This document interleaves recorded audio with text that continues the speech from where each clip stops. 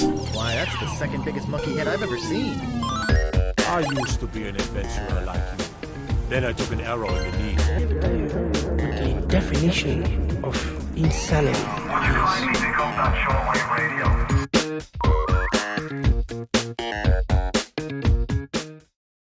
Hello and welcome to episode 67 of PvA Radio. I'm one of your hosts, Luke Croft. Joining me as always, freelance gaming journalist Cody Mellicline. Cody, how's it going, my friend? Doing about as well as I can. How about you? I'm doing well. You seem to have had an equally crazy week as I have. I have, yeah. On top of all the craziness in the world, my personal life has, in terms of work and everything, has been pretty crazy. Well, I'm going to get our third host in here before I ask this question. But also joining us today, he is, as the kids say, Gucci. Ladies and gentlemen, Larry Hunt. As they say. As the kids say these days. My question is, you made an astute point, Cody. Like, I feel worn down by just my day-to-day life, but then I'm also worn down by the events that are unfolding in our world altogether. What would you guys say the breakdown is and how it's impacting you? Because I think it may be a little more dominant towards what's going on just in the world in general for me right now. Yeah, that's wearing me down more than anything else. Yeah, I think work is mostly just, and as a result, I haven't had a chance to, I try to check in on the live broadcasts and live updates for the impeachment stuff. But because of work, I just haven't had a chance to as much as I'd like. Mm-hmm. But it's also unavoidable where I am. It's just, we're right across the river from DC. It's just kind of everywhere. Mm-hmm. To be fair, I don't know how avoidable it is really anywhere. I know, that's true. It's just right there, but we're not going to get... Oh, go ahead. Yeah. I was just going to say, walking past bars and stuff, mm-hmm. just broadcasting impeachment trial, that's pretty cool. I don't know. I think I would like to go to a bar to watch. Just a bar in Alexandria or DC. There's one in Alexandria. It's gotta be crazy. A lot of them in DC are nuts. I feel like that's an experience I want to have. Maybe we'll make a trip up during the trial that we're inevitably going to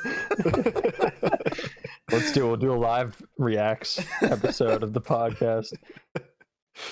The frame rate sucks. Did they have custom jerseys made for this? Hell yes. But I don't want to get too deep in the weeds politically or else we'll be here all night. So let's just get kicked off. This is PvA Radio. We get together each and every week over here on twitch.tv/PvA Radio. This is the second week in a row we were doing this on a Thursday. It's all just life circumstance kind of stuff. So this is not a new time by any means. It's just the way that the cookie is crumbled. But normally on Wednesdays, 9:30 p.m. Eastern time, and then on YouTube and podcast services the next day, we break it out topic by topic, or you can listen to the show in its entirety. But this is a show where each of us brings one of the biggest gaming news stories of the week to the table. Then we have an in-depth discussion about it. Consider it your collaborative audio feature article, or your CAFA, if you will. And Larry, what would we like people to do with that? I'm out of ideas, so I guess just spam that emote in the chat. My goodness, who am I? Where am I? Spam that emoji tone in the chat. Yeah. Man. Normally you hit me at the end of the episode. I wasn't prepared. I never remember who I hit when, so gotta keep you on your toes. That's right. All right, guys. Well, let's just jump into it and get the week started like we get every week started with what have you been playing, Larry?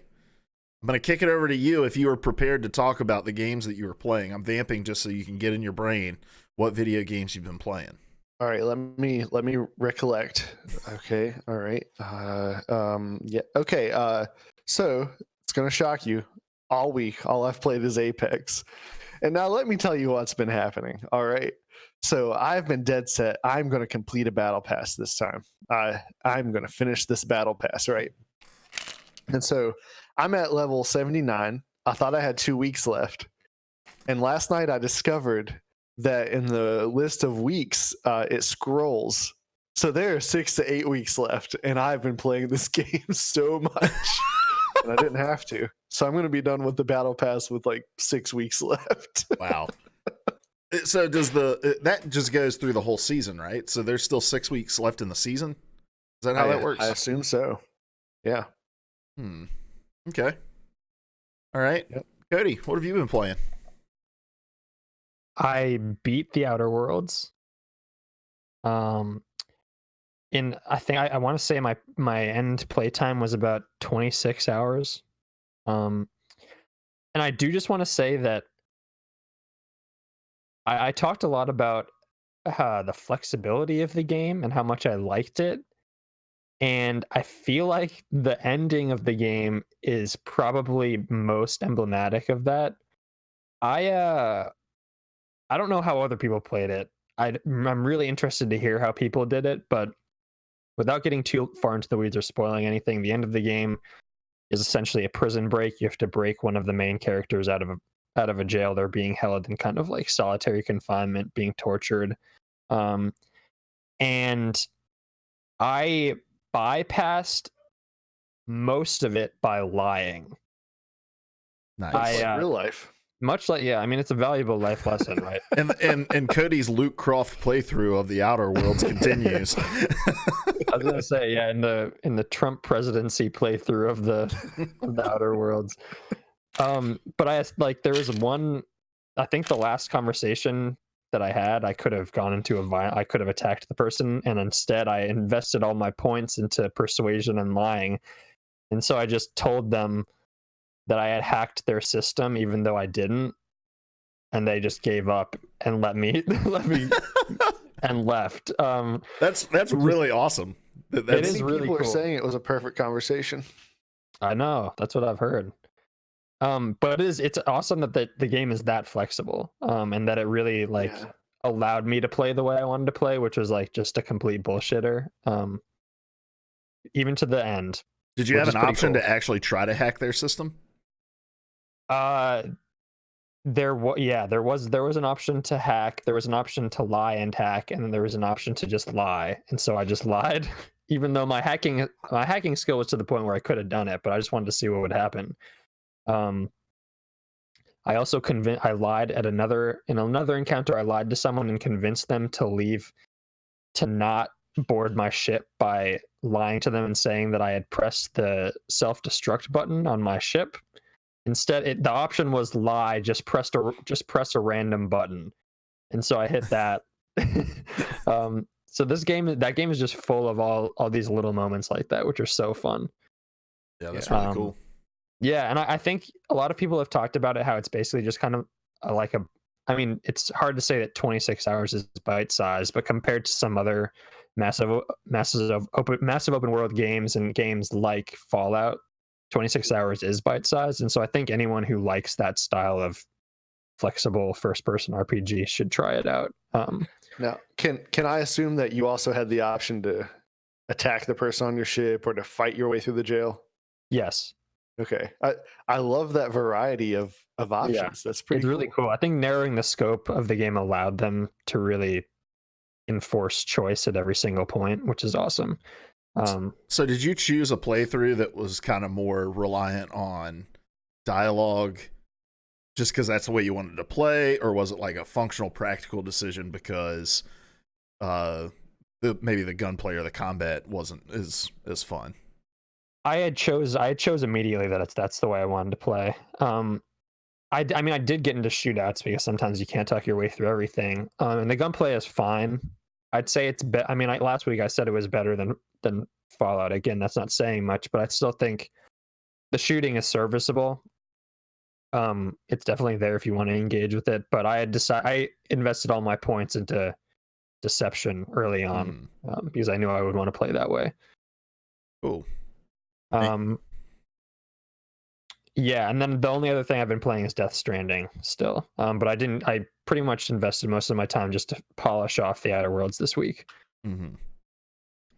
Cool. Well, I did not have too terribly much time to play games over the past week, so I've got a couple games of Teamfight Tactics in here and there, and I played League with my brother-in-law one night, but that's really it. Over the weekend, we We had a pretty awesome weekend. We bought my wife a new car on Sunday. Oh, nice. Which she was in desperate need of, but that took up the majority of our weekend between like researching for that and trying to convince her that we'd need to spend that money because she did not want to do that. So that was my weekend time, which was what I was going to dedicate to Death Stranding. But I'm off work tomorrow, and I'm going to pour quite a bit of time into it. So, What kind of car? a 2019 Nissan Rogue. Ooh, a Rogue. And this is not a sponsor. We bought that thing at CarMax. I'm going to be totally honest with you guys. I will never buy a car anywhere else. It was awesome. It was an awesome experience because I'm not a haggler by any means, and you do not need to be to buy a car at CarMax. I feel like I'm a decent haggler, but my wife is not, and it never works out for me. Real quick here at the top of the show, I wanted to do a quick follow-up, and I meant to put this in the show notes, and now I need to vamp to find the article. But I'll preface this. We talked about Google Stadia last week, and we talked about it alongside Project xCloud. And I wanted to, it's not so much a correction as it is a clarification, but there was an entirety of a quote that we did not read. We only read a snippet that was reported in a Kotaku article. I will stand half corrected. I will eat half a crow. Hold on. Continue to vamp while I find this. So last week we referenced a quote about developers. Their biggest concern was that Google would abandon this project at some point. But yeah, I'm trying Is to that find a it. Kotaku article or a gamesindustry.biz article? Oh, I guess I could open up last week's notes, couldn't I? Because we have the link in Yeah. there. And then find the link. Yeah. So essentially, what happened is somebody said, one of Google's developers, developers. One of Google was like, there's a concern that Google's going to abandon the project. But there was a second half of the quote that I'm finding right now. Let's see. Is this where they clarify that they think streaming is the future? Well, no, they said, okay, here it is. This is continued from the Ars Technica. It said that the person who said this quote felt that this concern from the developers was, quote, kind of silly, end quote, and then continued, quote, working in tech, you have to be willing to make bold moves and try things that could fail. And yeah, Google's canceled a lot of projects, but I also have a Pixel in my pocket. I'm using Google Maps to get around. I only got here because my Google Calendar told me to get here by giving me a prompt in Gmail. It's not like Google cancels every fucking thing they make, end quote. So that was the continuation of the quote. But I'm with you, Larry. The point isn't what they think of the opinion that it's silly or not. The point is that there's been a vocalized concern about Google's commitment to this project. And so while I want to make sure we get the whole quote out there so that we're not mischaracterizing, I think our point is still a good one to make. Yeah. So, last week I made fun of the quote was taken out of context. And so I will admit, we took it out of context. And this individual thinks that those concerns are silly, but the concerns do exist. And they do exist because of a history that Google has. So, right. Yep. Well, it's a good thing we're done talking about streaming services and that there's no other competitors that are moving in. Let's go ahead and move into our topics. Larry, what would you like to talk to us about this week? So you may recall last week we talked about Google Stadia and Project xCloud. And a new challenger has approached. And actually, the fact that this is happening is not news, but it has re-entered the discussion in light of how things with Stadia are going. And how are things with Stadia going, Larry? From what I'm seeing, not great. Well, they could be better, Bob. I wasn't going to get into Stadia, but hey, you've kicked me over the cliff, so here we go. They did bump their game catalog up a little bit, but the reality is they still don't have a lot of games to offer. I saw where some of the Chromebook Ultras, am I saying the right thing? Chromecast? Chromecast, yeah, that shipped with Stadia, Yeah. some of those were overheating, so that was a problem. um, some of the people testing the service out, their internet was an issue. Like there have been a lot of hiccups. The full gamut of services is not available, and this slow rollout. We've talked about it ad nauseum for the last couple weeks, but the three of us just don't feel like the classic Google slowly roll the product out is the way to go in entering the game space. But hey, I guess we'll see. Meanwhile, xCloud drops, and it's still in preview as well. It's not open to everybody yet, but it's got 50 games available right now. Mm-hmm. And I'm seeing a lot of good things about people's experiences with that service. And in the midst of all of this, the plans have resurfaced that Amazon is planning to launch a streaming service next year. And so I just wanted to talk about that a little bit. We don't have a lot of details on exactly what that service looks like. We're still a year out from it. It looks like it's going to be launching alongside the next Xbox and the PS5. And so, yeah, I guess I want to ask, what do you guys think of Amazon entering this arena? In some ways, it's as abrupt as Google entering the arena, but in some ways it's not, because Amazon does own Twitch. Do you think that they're going to be similar to Google as far as like jumping into something that they're kind of out of their norm and it's going to be awkward? Or do you think that Amazon's going to be a good addition to the variety of streaming services for games that are coming? I think I've got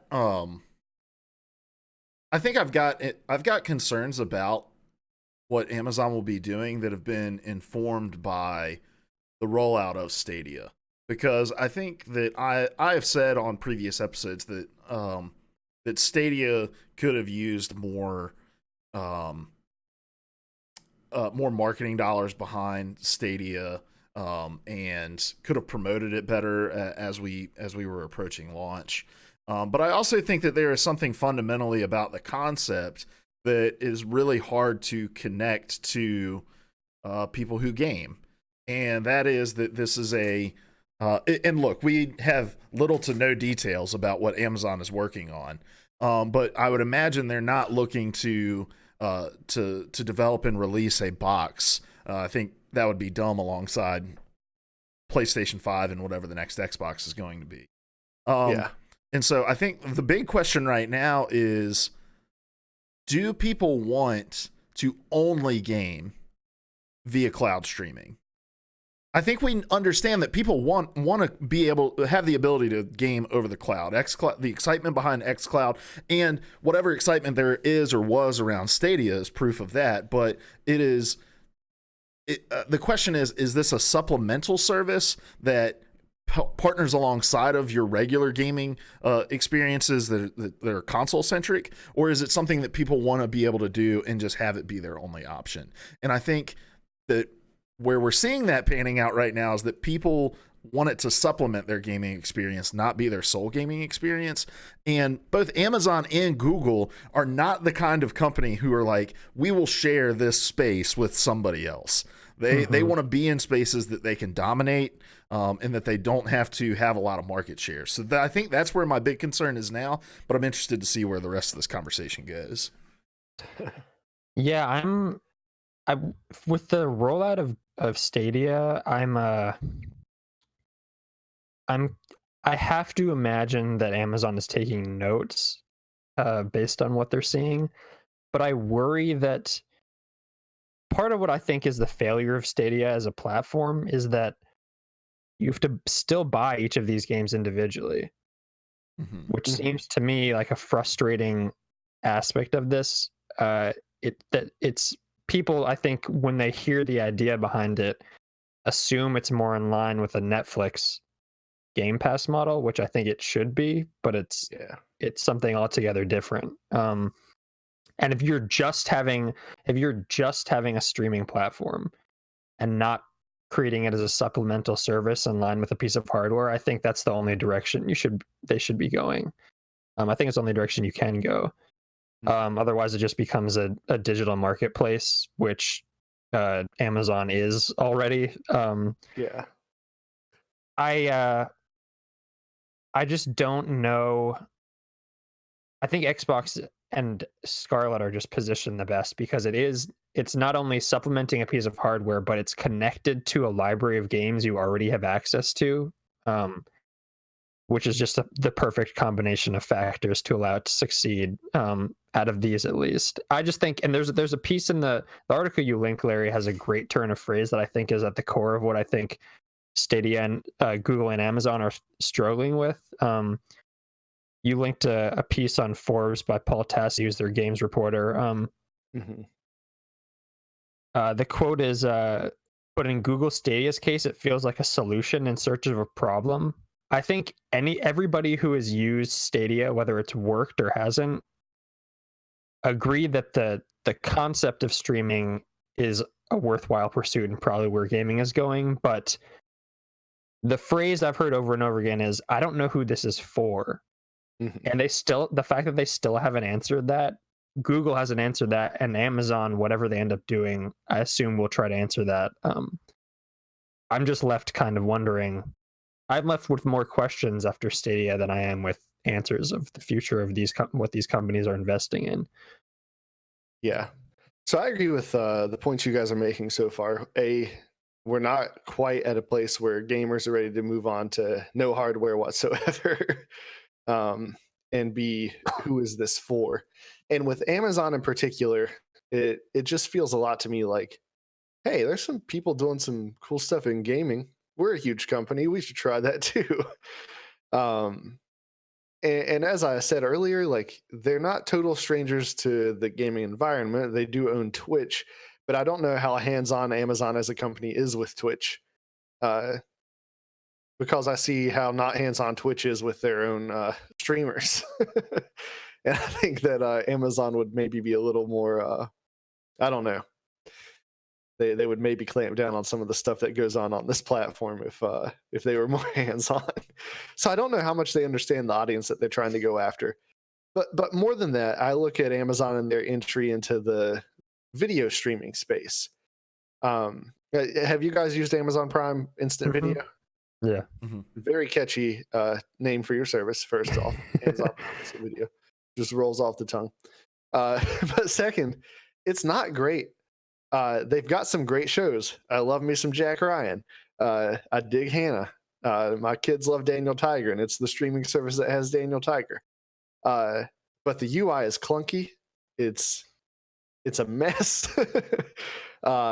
It's aggravating trying to figure out what is Prime Instant Video and what you have to get off of your Xbox, get on your computer, and figure out what you can actually watch. See, but you're using it on Xbox, right? Yeah. It's true. Have you ever used like a Fire Stick or anything? I have not. It's a totally different experience. Yeah, Fire Stick is great. I have a smart TV with Amazon Prime on it, and it's fantastic. Okay. Well, or not fantastic, but it works.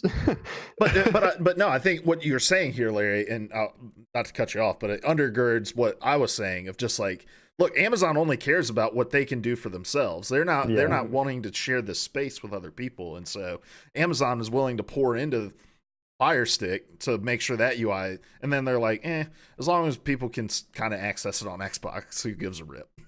Yeah. And what I was really getting at there, though, is the content that's available. Some of it's really good, but I don't know that anyone would be buying Amazon Prime for instant video. I think it's a cool add-on to a service that people already want, and it may be an incentive to push people who are on the fence over the edge. But I don't think that their video streaming service is something that could stand on its own as its own product. And so that just it makes me less than optimistic for what their game streaming service is going to wind up looking like. But what's to say that Prime, that whatever Amazon does in the game streaming space won't simply be, at least in some way, shape, or form, tied as a benefit to Prime, in the same way that Prime Video doesn't have to stand on its own as a service because you partner it with 2-day free shipping, with 2 free Audible credit, all the perks of being a Prime member. Mm-hmm.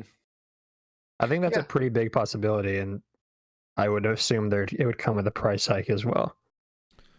Yeah. But Google doesn't have anything like that, I think it would be an option. The thing with Amazon is, I guess, the thing with Amazon that's different than the others is that Amazon just wants you using Amazon. And I think this is a great way to ensure that you're an Amazon user. Google, I think people have made the comparison to TV, and I think it's slightly different, but you could look at it like if you look at what the TV, all these companies entering into the TV streaming space are doing, what they're really after isn't so much TV viewers, but participants in an ecosystem. Like Apple just wants you buying Apple products. They don't really care. They ultimately don't care if you're watching other shows. They just want you engaged in the Apple ecosystem. And it's the same with Amazon, same with Google, same with all of these companies. But it's just a little different when they're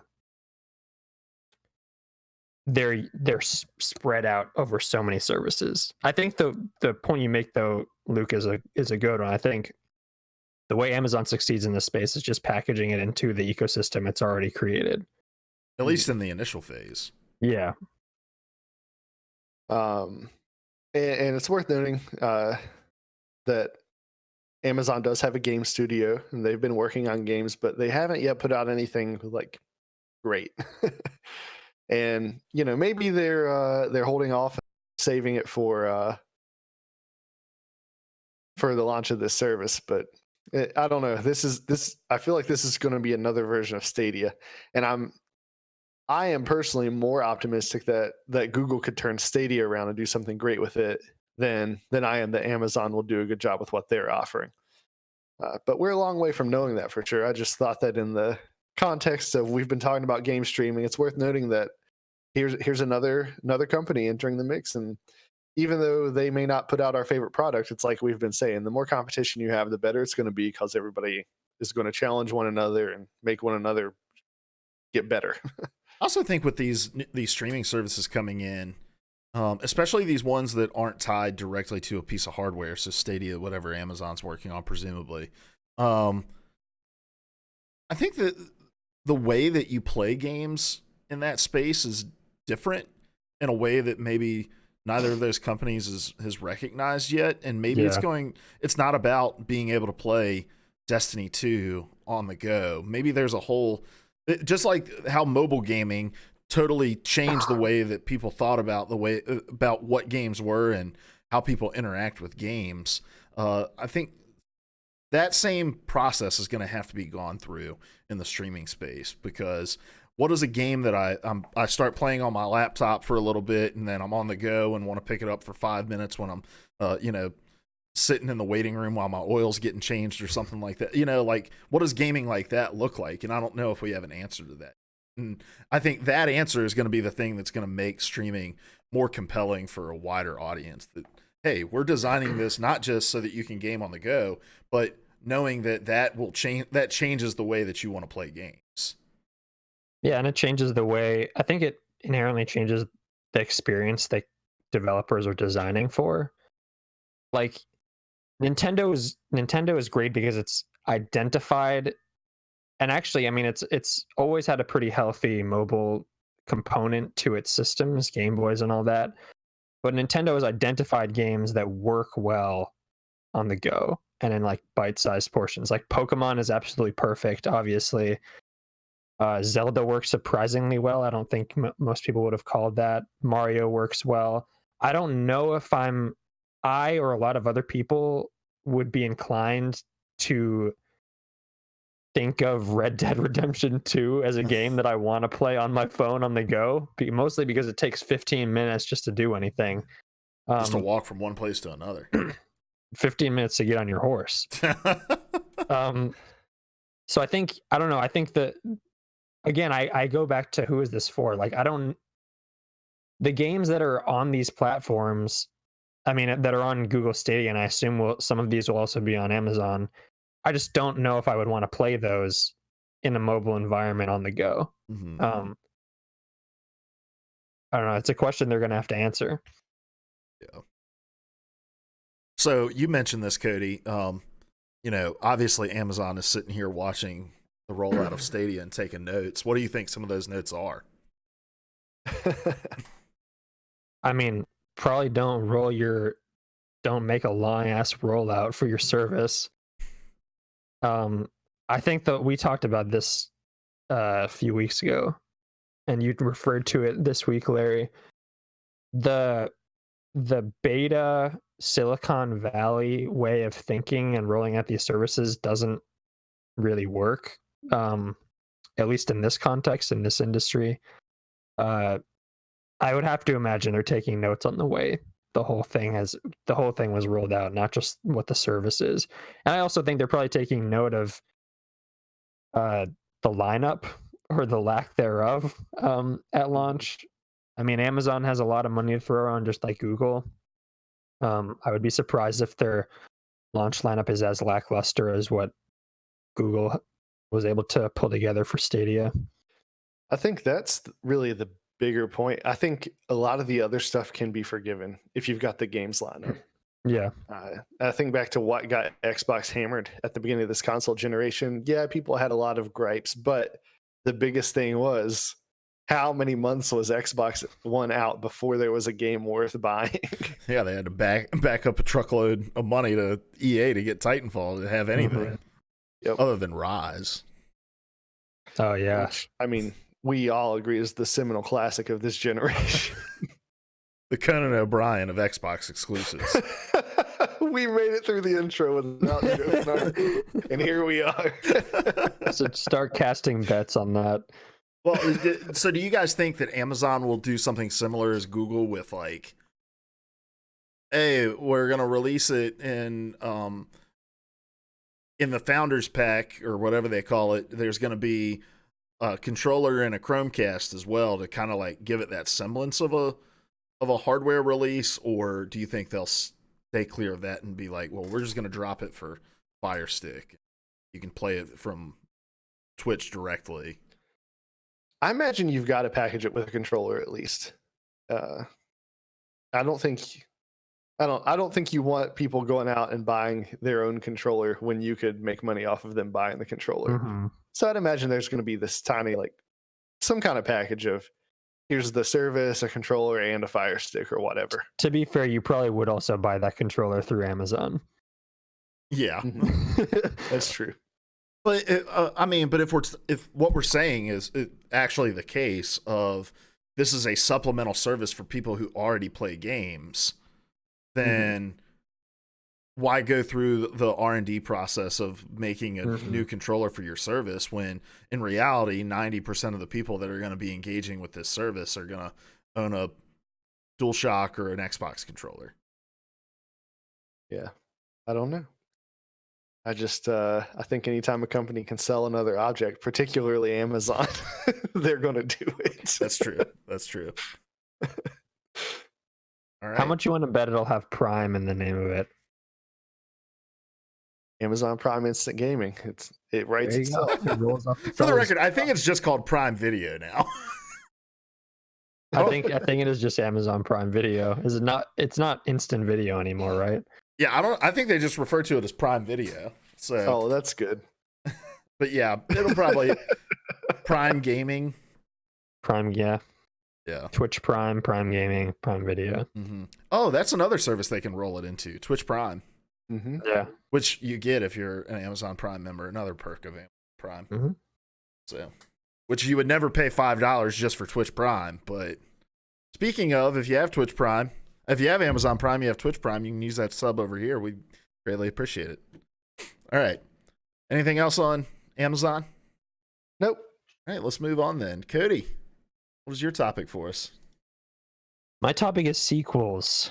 I'd like to talk about sequels, especially in the context of what sequels mean now in the year of our Lord 2019. This was kind of prompted by I think a pretty interesting read over at PC Gamer. Tyler Wilde wrote a piece, kind of prompted by the announcement of two sequels in particular, Overwatch 2, which we've talked about, and Path of Exile 2. And I think in different yet similar ways. Both of these games sort of challenge our concept of a traditional sequel. We talked a little bit about this when we talked about Overwatch 2, just based on our impressions. But I think it's worth noting Overwatch 2 is a sequel in name, but less so traditionally speaking. It is a game in which you can still participate in all the content if you own the original game, all the multiplayer content. The only thing you can't engage with is the story mode content that will come with the sequel. So if you own Overwatch 1 and you play Overwatch 1, love it, have no interest in the story mode, you'll still be able to get most, if not all, of the multiplayer content of Overwatch 2. And so games like this sort of, I mean, the evolution of games in live service we've talked about a lot. It's not exactly a new development, but I think we're seeing a lot fewer sequels come out in this space. And when they do come out, you see a lot of hubbub from fans saying, why is this a sequel? Why is this not just part of the original game? This happened with Destiny. It even it happened to a lesser degree with Overwatch. And so I kind of just want to talk about what sequels mean now. What does it mean to make a sequel in an age where games never really end? And I don't really I have a bunch of general questions, but I kind of just want to talk about generally what this means. Like, what does it mean to be a sequel at this point if you're a live service game? Yeah, I think companies, Destiny being really the prime console example of a game that I think a lot of people looked at and saw, oh damn, they had a really hard time restarting essentially with Destiny 2. And you know, one of the main complaints when Destiny 2 was announced was, wait, I've spent 3 years with this character in Destiny 1, and you're telling me that when I bring him over, I'm going to get like, what, a shader and some sort of emblem, but nothing else beyond that? Like, can't bring over any of my inventory. I have to start from level 0 again. And it took Destiny 2 quite some time, and I still don't think it ever reached the success points of the original Destiny. Like, at no point was Destiny 2 as successful as the heyday of Destiny 1. Is that probably accurate? In terms of player numbers? Yeah, in terms of player numbers, engagement. Yeah. So I think quality-wise, it's arguably better than Destiny 2, but I think you're right. The sheer amount of people engaging with it did not reach the highs of Destiny 1. Exactly. And at the end of the day, that's what a company cares about, is the engagement of it. And so, and with Destiny 1, you think about all of the major expansions that came out over the 3-year life of the game. It felt like you were getting a new release of Destiny each and every year. And so it made it make even less sense when Destiny 2 came out, and it was like, okay, so I'm getting new Crucible maps, new story missions, new cutscenes, all this sort of stuff. But the thing that I play Destiny for, which is my character, does not come along with me. And like that left people in the community feeling a bit abandoned by the game that they dedicated themselves to. And with Overwatch 2, similarly, that was something that they really tried to get out ahead of, was continue with the multiplayer, and all of the skins, all of the stuff you've worked for 3 years to obtain, that stuff is going to carry over with you to Overwatch 2. And so I think that's a lesson that's being learned here. But as long as new content is constantly being pushed out for these games, there's really no natural break point to say, all right, here's the next thing, when it's like, well, you could just push this in a patch and I can pay $30 for it and download it into my existing game. I expressed this back during the Overwatch discussion, but I'm in the boat of, I have a hard time viewing it as a sequel. And Overwatch is such an interesting example because nothing changes on the multiplayer front. It's just the addition of a campaign, which arguably is the definition of an expansion. You're just adding a component onto the main game. And and my game experience does not change if I choose not to buy that. And if I do buy that, the multiplayer experience remains the same as those who don't choose to buy it. And so I'm in the boat of like, with the games as services, I think it's pretty hard to make a true sequel. And I'd like to see us move away from that language. And I think it's okay to do that. I looked and looked. I couldn't find this article. We talked months ago. One time my topic was this article this woman had written about her experience in WoW, and she compared games as services to having this place that you go and you hang out with your friends all the time, and over time the place changes, and eventually for some people they stop going, they stop hanging out. It was comparing games to services to real life situations where we have these places where we spend time, and time marches on and they change, and for some of us that's great, and for some of us we move on and find somewhere new to hang out. And I don't think there's anything wrong with that. It's just an interesting thing. We're at a place where we can actually have alternate realities where we actually spend time, and those things change like our real life hangouts. But you don't McDonald's doesn't close and turn into McDonald's too. It just adds some kiosks where you can order instead of having to socialize with a cashier. Yeah. And that's how I've come to think of these games as services. Also, I apologize. Feel for real coming in with the resub and the song is playing. He says, did you know you could join the Cafe Crew for free by using your Twitch Prime? Feel for real, thanks so much for the 6 months of a tier 1 subscription. Oh, nice. They're awesome. Rest in peace, alerts are on. Apologize, Larry, I cut you off there. Oh no, I was done making my point. Perfect timing then, Beal. I think for a sequel, it has to be something completely new. But when you're steadily marching toward a completely new thing all the time, I don't know when you decide to draw that line. Yeah, I think that the traditional definition of a sequel is, I mean, when you think about it in more traditional media, it's like a chapter 2. It's like a self-contained continuation of what is going on. I think that it's key to distinguish between a continuation and an extension. And I think an extension is what we're seeing here, where it's taking the foundation and just sort of like bending it this way and bending it that way, as opposed to building a new foundation. And I think it makes it really it makes it weird to talk about, and we'll talk about this in your topic, Luke, but it makes it weird to think about when publications start putting out year-end lists of when a game, I'll use Rainbow Six as an example because that's the one I know, the live service game I probably have the most familiarity with. Rainbow Six Siege is at this point a sequel to what it was at first. Like, games become sequels over time at this point. We just don't call them that. It's the same banner, it's the same entry point. But like the Rainbow Six Siege of 2019 is essentially a different game than the Rainbow Six Siege that launched originally. It is in all intents and purposes a sequel.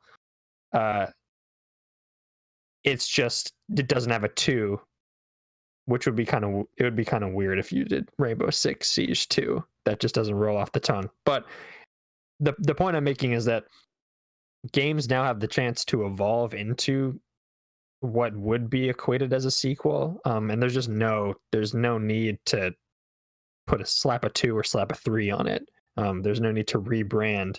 And as you said, Luke, it just creates an awkward breaking point for the audience, and can be a really isolating experience when they do make that break.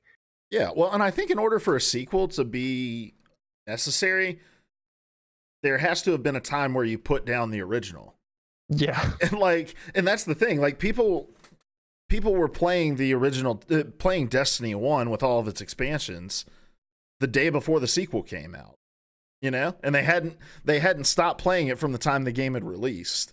And so when you think about games like Uncharted or The Last of Us or God of War, like these games that Like those are games that are great games, renowned games. People talk about them constantly, but you put them down and you walk away from them because you've done everything you can do in it, and you can wait a couple of years. It's like, it's like movies, like there's It Chapter 2.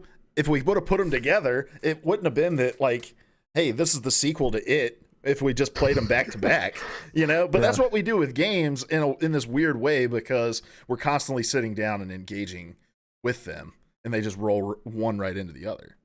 Yeah, and they don't want you to stop playing it. There's no incentive for them to get you to stop playing it. Exactly.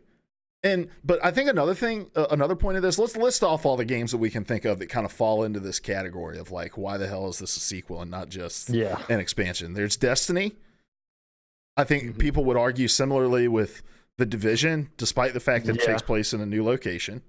Fortnite, in a weird way, has like their Chapter 2 kind of reset, and I know a lot of people talk about that kind of like the sequel to Fortnite. There's Overwatch. What other games do we have like this? And I'm sure we're going to be missing some, and if chat wants to help, I don't know if there's, but I mean, you could argue. I'm trying to think.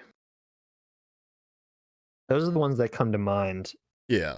All the other live service games have either stuck with it or failed. Mm-hmm. But I'm leading to a point here, and it is this: what do all of those games have in common?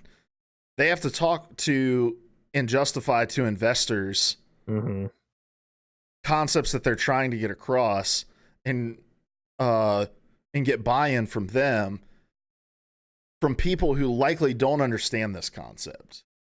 And the idea of a sequel within your successful franchise is a lot more attractive than, hey, let's just put out another expansion for these things. So like Activision Blizzard, the higher ups, the investors there are like, oh fuck, Overwatch 2, we don't need to know the nitty gritty of how this is different from the original. And then when you get down to brass tacks, like you said, Larry, it really is just an expansion. But in their minds, it's like, oh man, this is a sequel. Like, and I guess for the audience in a lot of ways who have fallen out of Overwatch, but that seems to be what the goal is for a lot of these games, and I'm not sure how successful it is.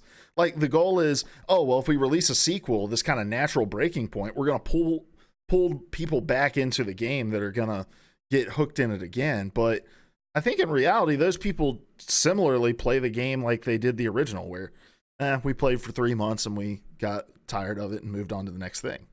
Yeah, and I think companies like Epic have figured out ways to re-engage and reinvigorate its audience without having to release a named sequel that charges you for an additional entry fee. Like Epic's found a way to keep its audience over time, and I think other games have been able to do that too. I mean, Apex obviously doesn't have the player base, but you always see a surge in terms of streaming numbers and people playing the game when a new season launches. And like, I don't know if the goal they're after is not. I think the goal they're going after is it can be achieved in other ways without launching and rebranding the game itself. Yeah, Warframe's another great example. Yeah, Warframe's a good example. I think part of how you do that is you start viewing these things like those real life hangout spots. And you make a big deal of the changes, and like that's what Epic excels at. They build all this excitement. Like you show up at the place where you hang out with your friends every night, and hey, there's a little something different. What is that all about? And then you show up one day and the whole thing's gone. It's just a black hole. And then when you come back, it's a brand new world. And I think that every game has some marketing, some advertising behind the expansions that they make, but I don't think a lot of them do a great job. With Destiny, the standout is when they killed Cade, right? They killed Cade in the advertising. But outside of that, like I never felt like super hyped about, oh, Destiny's got a new expansion coming out. This marketing's really getting me to want to go check it out. And I think part of it is just doing a better job of making those little changes that they're not as big as a brand new game, but help people realize how substantial they are and why it's worth coming and seeing what you've done to update the place. Yeah, I think the the point you make, Larry, is a good one. Talking about these things as kind of like living, breathing, constantly evolving worlds.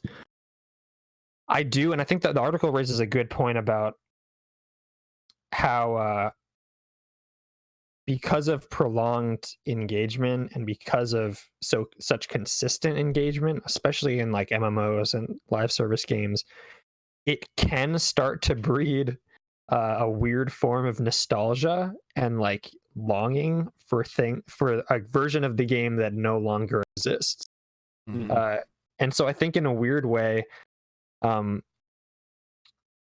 we kind of saw it with the launch of WoW Classic or whatever I think it's called, World of Warcraft Classic, which is like a back to basics version of the game. Obviously not 100% accurate. There's still a few changes, but it's I guess close to vanilla WoW as you can get. A lot of my friends engaged with it because they've been playing for 15 years and they remember the game at that point. There's a nostalgia attached and like an inherent kind of place it holds in your heart if you've been playing in this world for 15 years. But it kind of complicates the idea of what it means to preserve games. Like the version of Rainbow Six Siege that I played at will probably never exist again. Now I don't know if I would want that version to exist again, but as a document of where the game was and what the game was, that doesn't exist anymore. And I think that's interesting for how games as kind of historical documents will kind of evolve moving forward. We'll like never be able to play with Bastion with a personal shield in it ever again. Exactly. You can go back and play all these games on classic consoles, especially now that there are so many emulators and so many reduxes of those but you can play those games as they were. A lot of modern games you can't, and I think that's I don't know if that's a good thing or a bad thing. I think it's just kind of interesting.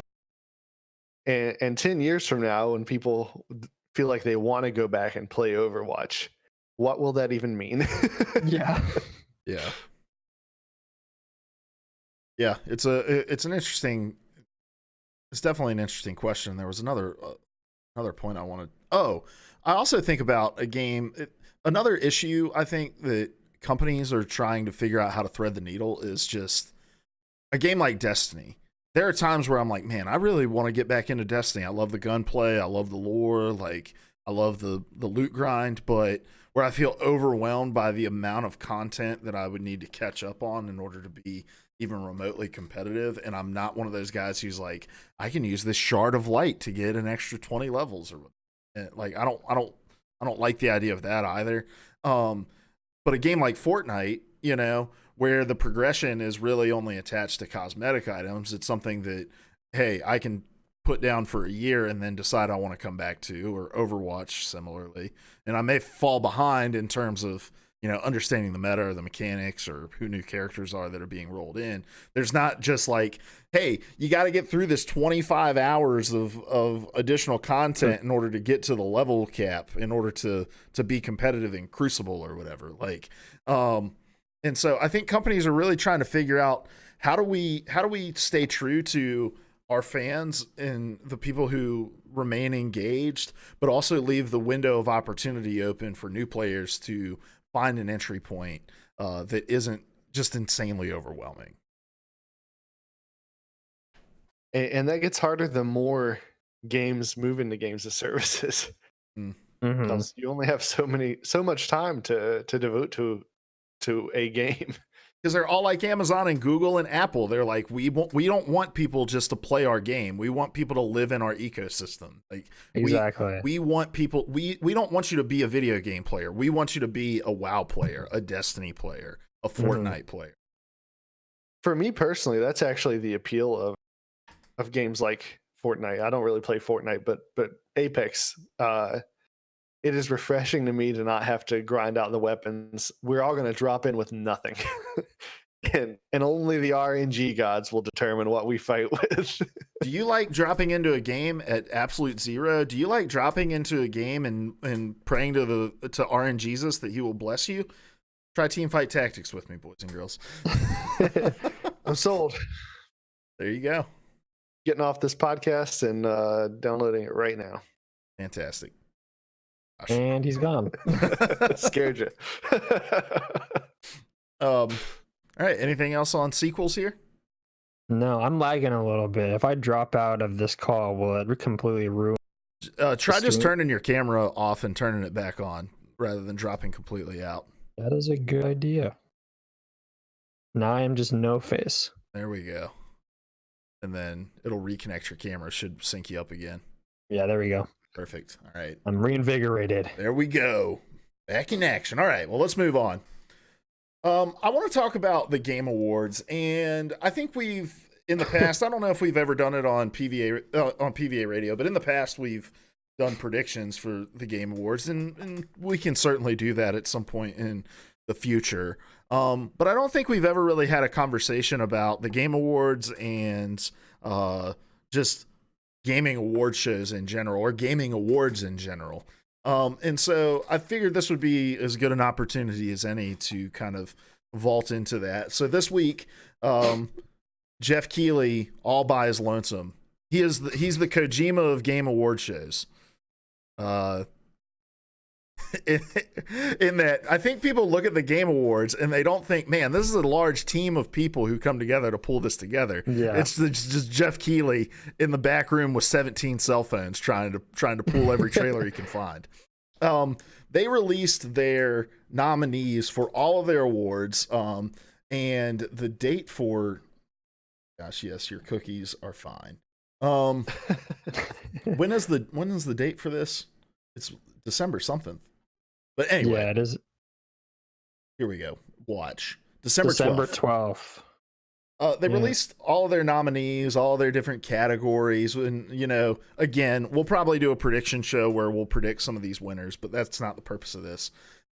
Beal for Real says, hosted by Jeff Keighley, written by Jeff Keighley, nominated by Jeff Keighley, and won by Jeff Keighley. If you see one of my award shows, I have produced, designed, hosted every single aspect of it. So I really, here at the top, I'm just going to open it to you. Was there anything specifically about any of these categories that jumped out to you? Anything that you felt like got particularly snubbed? A category you're interested in, more interested in than any other in terms of who's going to win it? So I'm going to start off negative. Here we go, baby. Let's go. Google Stadia sucks. And the reward for community support, recognizing for outstanding community support, transparency, and responsiveness. I got to be honest, I was shocked to see Apex as the first game listed. Hey, what is more transparent than calling your audience a bunch of freeloaders, just telling us how you really feel? I guess you're not wrong. So, I'm going to predict that they don't win that award, but No, it was nice of them to nominate Apex. This site is terrible, by the way, in terms of how it scrolls. Yeah. I'm trying to think of how really any of these companies have been incredibly transparent about anything. Like, Bungie has a reputation for failing again and again at transparency. Yeah, they have a very cyclical transparency where they're transparent and everybody's like, oh, we don't like anything you're being transparent about. And then they go into hiding and everyone's like, where are you, Bungie? We haven't heard from you. And then they go back to transparency. Final Fantasy 14, maybe I'm just not engaged in that community at all, but is Square like super transparent with that community? I think they've just really supported the game well. Mm-hmm. And Epic is driven almost exclusively by leaked content. So, and then I'm not, again, engaged with Rainbow Six either, but Ubisoft tends to be pretty open. Yeah, standing outside looking in, it seems like Ubisoft is the clear winner in that category. Yeah. I posted about this on Twitter, but I'm not sure what genre means anymore. No, that means nothing. We can have a similar conversation as we did about sequels. What an action game is or an action adventure game is based on the games that are in these categories. Hold on, we'll go through them here. So your action games, Apex Legends, Astral Chain, Call of Duty Modern Warfare, Devil May Cry 5, Gears 5, Metro Exodus. Go ahead. So the definition of action game, according to the Game Awards, is for the best game in the action genre focused primarily on combat. All right. So I just want you to be aware of that when we go to action adventure game. So action adventure is defined as the best action adventure game combining combat and traversal and puzzle solving. Borderlands 3, Control, Death Stranding, Resident Evil 2, The Legend of Zelda Link's Awakening, Sekiro, Shadows Die Twice. Yeah, that's strange to me.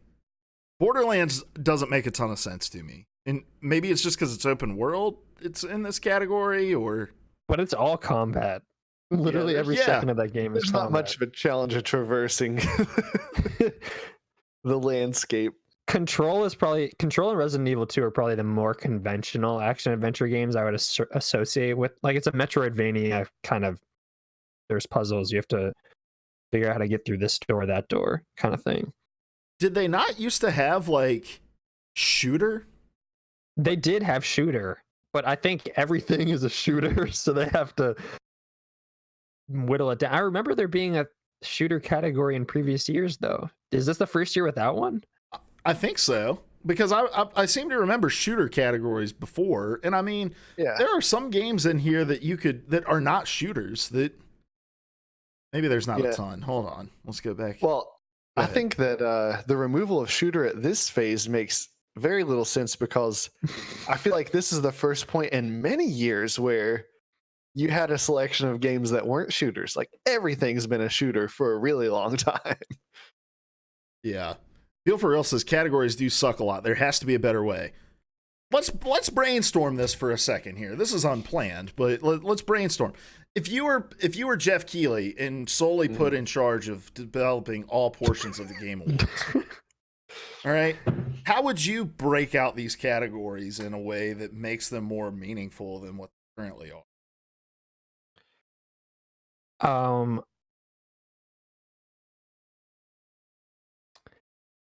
I don't really like rewarding genre.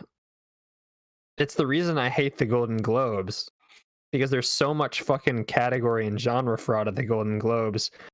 Like, look at whatever last year's best comedy nominations for movies or TV are, and it's not like none of those are pure comedy. Mm-hmm. Like, genre is just, especially genre is increasingly so flexible. I don't understand why Call of Duty is an action game. Like, that is the definition of a shooter, but I guess it is primarily focused on combat, so fits under their definition of action game. I just don't like once you start interrogating what genres and games they are, it sort of breaks down. I think it becomes kind of a pointless exercise of categorization, especially when so much of like the conversation about what makes a game good is how well it is able to combine genres. Like, how well is the traversal? How well is the combat executed? How good is the puzzle solving in the game? Like, we talk about it in this like kind of amorphic way. Yeah, and I don't think like reviews hardly ever say this action adventure title anymore. They'll usually use more specific, like, I mean, you hear Metroidvania tossed around all the time. You'll hear Dark Souls, roguelite, Dark Soulsborne, whatever the fuck. I just don't know if these categories really serve a purpose anymore. I then would wonder what you'd replace them with. You'd actually have to reward the craft of making games as opposed to the genre, which is what the Oscars, Grammys do. Yeah, because for the most part, I'm with you on eliminating genre, but then at the same time, I feel like there are a lot of games that would just get lost in the mix if you aren't careful, particularly fighting games. Like, that's a pretty distinct genre. Mm-hmm. Right, but let's talk about that real quick. Let's talk about the games that are in this fighting game category. Dead or Alive 6, Jump Force, which I thought was pretty much exclusively, like unanimously reviled as not a good game. No idea. Mortal Kombat 11, Samurai Showdown, and Super Smash Brothers Ultimate. So, is Dead or Alive 6 a new game? I think the boundaries of what probably qualifies for the Game Awards is probably a little bit off center of what the calendar year is. Middle of November or something like that. I think it probably does qualify. I think it came out at the beginning of this year or tail end of last year. Bill for real says Jump Force is no good. Go ahead, Larry. Where I was going with that though is I think you do get to a place of rewarding the craft of making the games. So one thing I would do, and this is only a slight nuance between genre, but maybe make some categories based on particular mechanics. So best fighting mechanics, best game that employs fighting mechanics, and okay, like that's almost the same thing as genre, but you've got room for Sekiro: Shadows Die Twice. That's got like essentially that's a fighting game in some places, you know, and so it'll get a little weird in which games you stack up against each other. But best constructed puzzles, like that might be one way to go. Like just the particular aspects of it's kind of like a technical achievement award. Almost. Yeah, that's a little bit flashier, less flashy, I guess, for what the audience the Game Awards is targeting. I think that you run into that problem. I do think actually, and I'm sort of like talking counter to the point I was making, but you're right, Larry. I think like especially for specific genres that I don't feel always get represented in like Game of the Year. This award shows Game of the Year. Like I'd love to see for there to be a best horror game category. I'm actually surprised there isn't, because there are consistently a lot of pretty good horror games, even if they are smaller. Especially this year. Yeah, like Man of Medan doesn't get recognized because it doesn't really fit into any of the. It wouldn't get nominated for best narrative, but it's a great horror experience, and I think it deserves recognition for that. It's like simultaneously the categories are completely pointless, and they also don't have the categories that would give a lot of games the opportunity to actually get represented in an awards show. So I'm kind of caught in between, I guess. If you either got to commit to it or you don't. I kind of like your direction there, Larry, with the mechanic idea, because the thing that makes gaming different is the agency within the medium that you don't have when you're watching television or watching a movie. And so how do we award people for giving players the most satisfying agency within the games? And I don't know of a better way to do it than, hey, this mechanic. Also, want to point out really quick, Fresh Indie Game is brought to you by Subway. Yeah. They're like, hey, we really don't want to talk about indie games here, but if we're going to, can we sell out this segment? Also, we're talking about, I don't know if you noticed the best family game nominees. Wait, all five of them are made by Nintendo. Yes. Nintendo knows their lane. I know, but there are definitely other family games out there that aren't Nintendo games. Yeah, you're right. I know. Gears 5, for instance. Gears 5, Death Stranding. Also, I haven't looked at how many categories Death Stranding is in, but not like it doesn't deserve some of those, but I think it's notable knowing Jeff Keighley's connection to Hideo Kojima. Bill for Real's co-host Andrew Nimsgren, he tweeted earlier today his disappointment that Jedi Fallen Order was not included in Game of the Year as a contender there. And did it reach the cutoff? Yeah, did it even reach the? That's what I'm wondering. Because I don't think it's nominated for anything. Yeah, that's what I was wondering too. When exactly is the cutoff? Because it's sometime in November. Okay. I know that. So then Death Stranding would have just slid in, and that one would have just missed it, because those were about a week apart. Yeah. Let's see. You guys keep talking, and I'll figure out when that cutoff is. For me, I'm glad you brought up the Man of Medan. I felt like it got snubbed and not showing up anywhere. Like, yeah, that game. It had its issues for sure, but it had a lot of really I felt like it was a pretty innovative game. And particularly, I'm disappointed that I feel like it got snubbed in the category of best performance.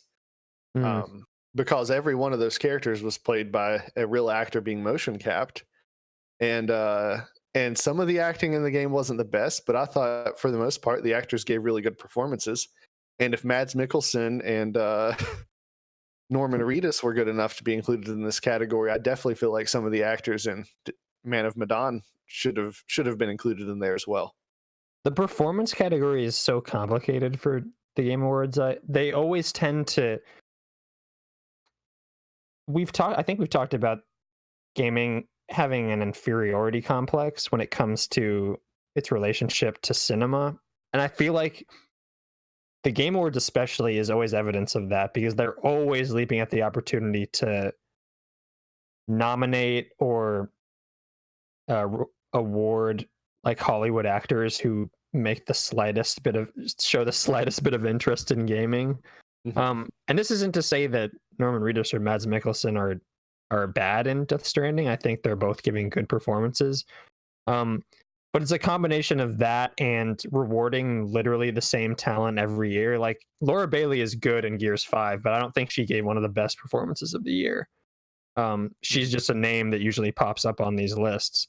I'm on the other side of that spectrum. I'm super happy to see Matthew Peretta from Control, because he gives simultaneously one of the most hilarious performances of the year and also one of the most like oddly heartbreaking performances of the year too. His arc throughout Control is so fascinating to watch, and all of his footage is not even rendered in the game engine. It's just him in educational videos and live action cutscenes, which is kind of cool. It's definitely different. But yeah, the performance category is always to me like evidence that gaming still hasn't really moved on past its inferiority complex. Real for Real says Keighley and Kojima forever.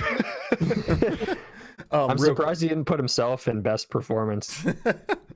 Real quick, the cutoff is November 15th. It says games eligible for the Game Awards this year must be available for public consumption on or before November 15th, 2019. Fallen Order came out on the 15th. On the 15th, right? So that's strange. Snubbed. It may have been. Boom. Sticking to my guns. I agree with Andrew. Yeah, that's weird. I wonder if he's offered any clarity on that. I don't know. And didn't they used to? Okay, yeah, this is interesting too. They introduced the category I think 2 years ago called Best Ongoing Game Award or something like that. They don't have that this year. And no, I think they do. Yeah, I saw it. Do they? Yeah, I saw it somewhere. I'm looking through now. Oh, yeah, they do. Here it is. It's called Ongoing Game. But they're also eligible for all other categories. Yes. Which seems strange. Yeah. And but I think that kind of gets back to Cody's topic, just getting so complicated. So you briefly touched on this, Cody, but I guess I want to part here with are the Game Awards important? Like, and if so, in what aspects are they important? Is it mainly from a commercial standpoint? Is it from a legitimacy standpoint?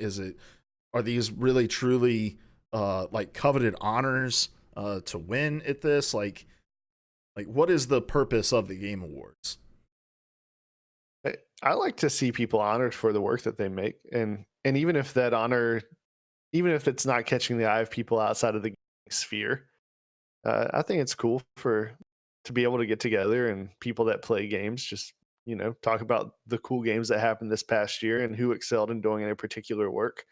Do I feel like the Game Awards are accomplishing that well? I don't. But I think it is an important thing, and I'd like to see it done better. I ultimately think that all award shows are promotional in one way or another, and I think the Game Awards probably more so than any other show, regardless of medium. Like the Game Awards Jeff Keighley has made a conscious effort to make it not just an award show, but like a sneak peek into the next year's and the years beyond kind of stream of content. And a lot of people tune in for the trailers just as much as they do for the awards in between those trailers. I also think just an inherent aspect of, and what I think actually award shows can do is highlight games that might get swept under the rug or aren't like major titles. Like all the indie games represented for the Game Awards, it's a great opportunity for, even if they don't win, people will see their names and it'll have the connotation of best indie game of the year, and people might be more inclined to check those out. It happens happens at the Oscars, it happens at the Golden Globes. Indie movies get like an actual life after those award shows because people actually start to notice them a little bit more, or the mainstream starts to notice them a little bit more. You mean I should watch this movie about this woman falling in love with fish? That was a tough beat. That one was a tough beat that year. Guillermo del Toro also not nominated for Best Actor for Death Stranding. Not even nominated as Best Actor for the role of Guillermo del Toro in the game. You cut out there. I said not even nominated for the Best Actor available to play Guillermo del Toro in the game. Yeah, that's kind of weird. We can talk about that another time. But yeah, I think whether arguing over the importance of an award show is, I think, kind of pointless because I think they're ultimately not as important as the art that they're awarding. But I think it can be, like you said, Larry, it's a great way to award and reward the hard work that goes into this. But if you're going to do that, I feel like the Game Awards could go a step in the direction of some of kind of the more developer focused award shows and actually reward craft outside of just audio design, soundtrack, that kind of stuff. Like the Best Design Award, I don't really even know what it's actually rewarding. Because there's so many elements of design. Obviously it's rewarding kind of the game as a whole, but then you have to distinguish what's the difference between best designed game and best and game of the year. And I think that's when you can have interesting conversations about, like, Fortnite was arguably the game of the year, but it's not the best designed game last year. So I don't know. I think it's a great way to reward talent, but ultimately all award shows are kind of empty inside, much like me.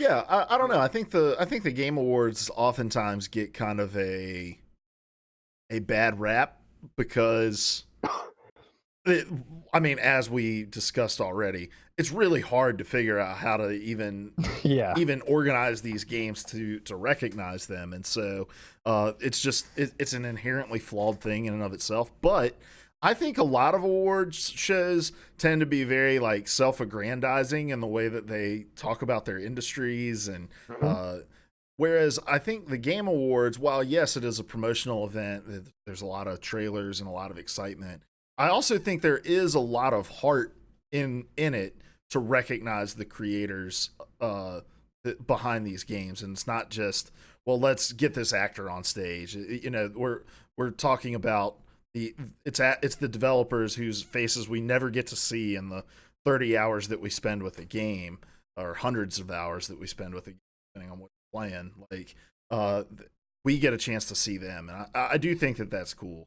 And I enjoy tuning into it, but I never buy a game because I'm like, oh damn, this thing won an award. Like, first of all, there's a million video game award shows, there's a million video game award lists, and so when you see Game of the Year recipient on a box, it may not mean much of anything, No. But I think as an event, it's always a fun, few hours to tune into, and I enjoy our show where we'll predict who wins in these categories, as well as we're like, wait, Link's Awakening is the same kind of game as Control? Yeah, and it gives us stuff to shout about after, exactly, which is always fun. In reality, that's all life is about, right? more we can shout about, the better. And yes, Bill, for real, he says he only acted half. I think it was voice different. It is a different voice actor. Did he even do the mocap for it? No, it's just his likeness. It's the same with the character modeled after Nicholas Winding Refn. I don't know how I would feel about someone just taking my likeness and injecting someone else's voice and presence into it. Noted. It's kind of weird. It's kind of weird. All right, guys. Deep fakes. Something else that stood out to me that it's just interesting. Just another side effect of just the changing gaming culture is how much of this was dedicated to stuff around games. Like there are several esports categories and also the best content creator category, which almost feels like who played these games the best this year? But I know there's more to it than that. I'm so old. I'm like, I know two of these people maybe. I don't know any of them. Like I know Shroud and I know Courage. And the only reason I know Courage is because he made a music video for Ariana Grande and Ariana Grande retweeted it and he was streaming it when she retweeted it. That's the only reason I know who he is. I think he creates content for 100 Thieves, the esports organization. So I think we all agree that the real content creator of the year was at Set Kid. That's true. That's true. Very true. All right, guys. Well, let's wrap this show up and let's get out of here. Did anybody have who? Cody, I think it was. I can't keep straight who has weird news of the week. My fault. Nobody has it. Great. Fantastic. No, I didn't know if it was me or not. No, it's all good. I think the way that we're inside baseball here, I think it's whoever's in the middle. I think that's what we had determined. But I was unaware of this. It's okay. It's all right. How many times did I cancel us playing the game? What's that? However many episodes in we are, how do we know ahead of time? Who's in the middle? Next to topics, it says Larry, Cody, and Luke in the show notes. No, how do you know ahead of time? Wait, no, I just rotate that. Everybody ticks over one to the left.